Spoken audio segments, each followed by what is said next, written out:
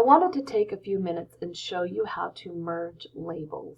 This will keep your files looking nice and clean. It also is great to use if you're sending out a mass mailing. So in Word, we're going to select Mailings, then Start Mail Merge, then Labels. Now, you want to choose the number off your labels. Right here we can see we have the Avery brand and we have number 8162. So we've gone here, we've selected the vendor as Avery, and I've selected 8162, the right code. Select OK. Now I want to select Start Mail Merge, Step-by-Step Mail Merge. Over here we make sure Labels is selected. We move down to the bottom, select Next. We're going to use the current document. We've already selected our label options. Select Next.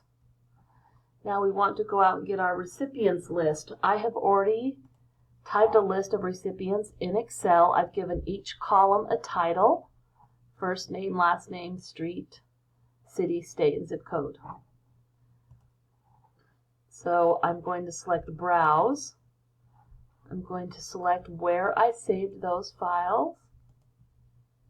You can see here it comes up with sheet number 1, which is fine. Here we can see the data source, which is the family mailing addresses file. Here we see the titles of each column. And here we see it being populated. So select OK. Come down to the bottom and select Arrange Your Labels. We want them to be in an address block. And we look at this. This all looks correct. This looks correct. I select OK. Now everything seems to look fine, but what happens when I hit Preview Your Labels is only this address comes.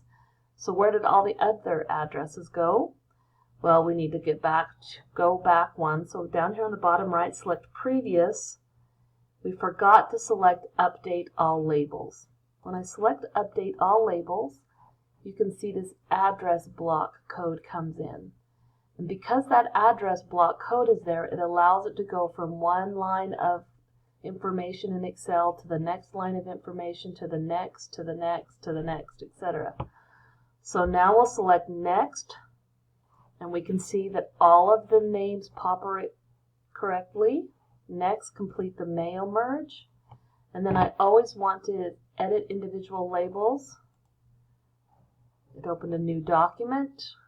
This is what it looks like. So what I would do is print this off on a plain piece of paper, hold it up to the light with the labels in front of it so I can make sure that all the lines line up and that it's not printing over any lines.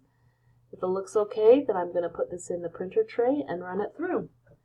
Everything looks really nice and clean. Hope this was helpful.